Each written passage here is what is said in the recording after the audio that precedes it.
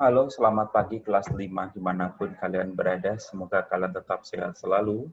Dan hari ini pembelajaran dilakukan secara luring. Nanti kalian boleh menyimak video ini. Dan tugas saya sampaikan melalui video ini juga. Marilah kita simak pada buku kalian halaman 62. Tema 7 halaman 62. Setiap tarian memiliki pola yang berbeda. Seorang penari harus mengikuti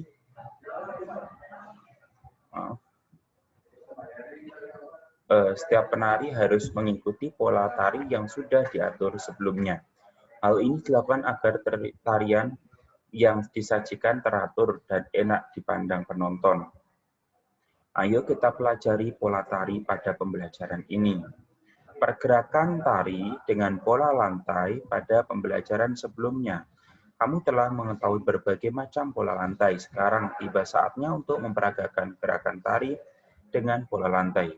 Perhatikan contoh gerakan tari berikut. Gerak 1.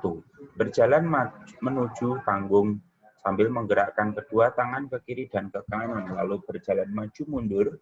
Tangan kanan digerakkan ke kiri dan ke kanan. Gerak duduk 2, berjalan serong kiri, kedua tangan digerakkan ke kiri, ke kanan, di depan dada. Berjalan ke samping, kiri dan kanan, kedua tangan di pinggang, kepala menengok ke kiri dan ke kanan. Yang keempat, berjalan memutar kedua tangan ke atas lalu ke bawah.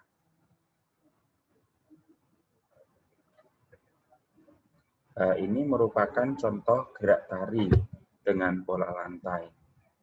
Jadi modelnya ini tadi. Kalian boleh di rumah memperagakan ya.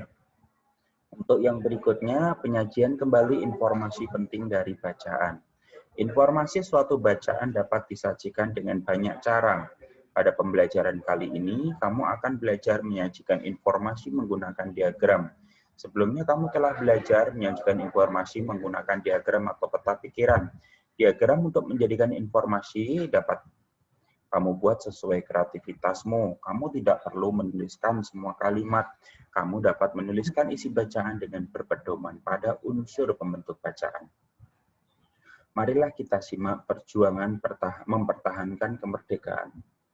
Ketika bangsa Indonesia memproklamasikan kemerdekaannya, banyak pihak asing yang berusaha menegakkan kembali kekuasaannya di Indonesia. Pihak-pihak asing tersebut antara lain adalah sekutu, terutama Belanda dan Inggris. Demikian pula dengan Jepang. Banyak tentara Jepang yang menduduki beberapa wilayah Indonesia belum mengetahui jika mereka telah kalah dan menyerah kepada sekutu. Mereka juga belum tahu jika bangsa Indonesia telah merdeka. Belanda melalui Netherlands Indisch Civil Administration atau NICA datang kembali ke Indonesia dengan membonceng pasukan sekutu yang dipimpin Inggris. Inggris merupakan perwakilan sekutu di Asia Tenggara. Pada awalnya, kedatangan pasukan sekutu disambut baik oleh rakyat dan pemerintah Indonesia. Tetapi setelah diboncengi pasukan NICA, rakyat dan pejuang Indonesia melakukan perlawanan terhadap pasukan sekutu. Perlawanan rakyat terjadi di berbagai daerah. Perjuangan rakyat dalam rangka mempertahankan kemerdekaan Indonesia dilakukan dengan dua cara, yakni perlawanan fisik dan diplomasi. Perlawanan fisik dilakukan dengan kontak senjata. Perlawanan fisik dilakukan di berbagai daerah seperti pertempuran 10 November, Palagan Ambarawa di Ambarawa, Jawa Tengah, Bandung Lautan Api, Medan Area, serta serangan umum 1 Maret 49 di Yogyakarta. Perjuangan mempertahankan kemerdekaan Indonesia pun dilakukan dengan cara diplomasi. Perjuangan secara diplomasi dilakukan melalui meja perundingan. Perundingan tersebut antara lain perundingan Linggarjati pada 10 November 46 di Linggarjati, Cirebon, Jawa Barat.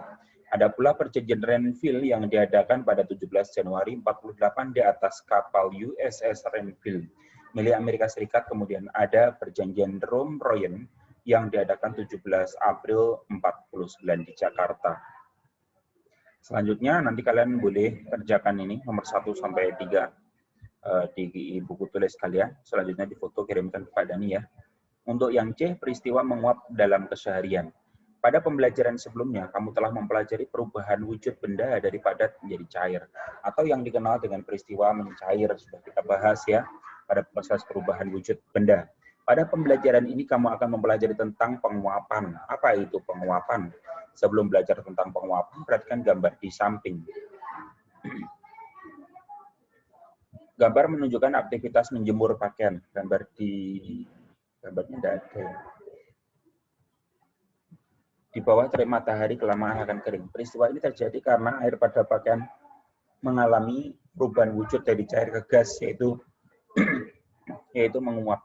Penguapan air menjadi gas atau uap air memerlukan kalor. Kalor yang diterima pakaian akan menaikkan suhu air hingga titik uap. Jika air melewati titik uap, air akan berubah wujud cair ke gas. Pada peristiwa menjemur baju, kalor diperoleh dari panas matahari. Oleh karena itu, peristiwa menguap juga dipengaruhi oleh kalor.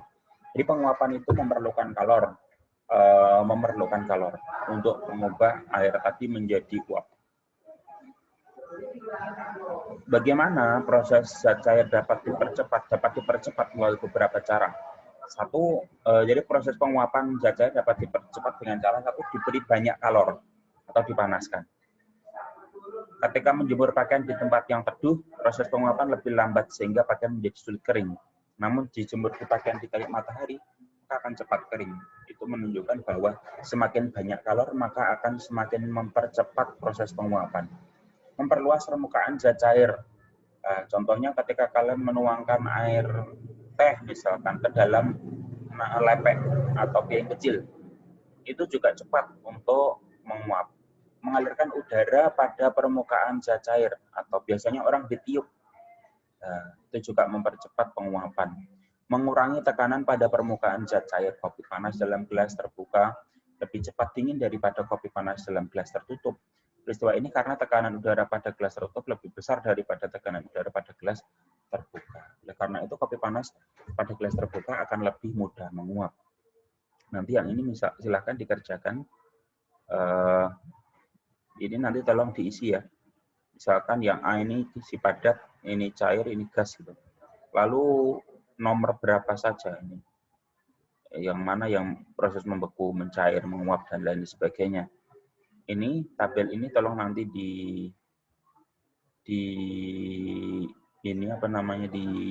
diisi. Contohnya begini, es batu berubah menjadi air. Misalkan yang A itu dari padat ya. 2 itu berarti mencair, B itu cair. Jadi es batu berubah menjadi cair itu prosesnya dari padat A, proses yang dilakukan adalah mencair 2, menjadi cair B, berarti A2B. Prosesnya perubahan wujudnya mencair. Bagaimana kalau kapur baru semakin mengecil dan seterusnya. Terus tugas yang penilaian hari ini silakan nanti dikerjakan. Demikian pembelajaran hari ini. Terima kasih. Selamat belajar, selamat pagi anak-anak semuanya.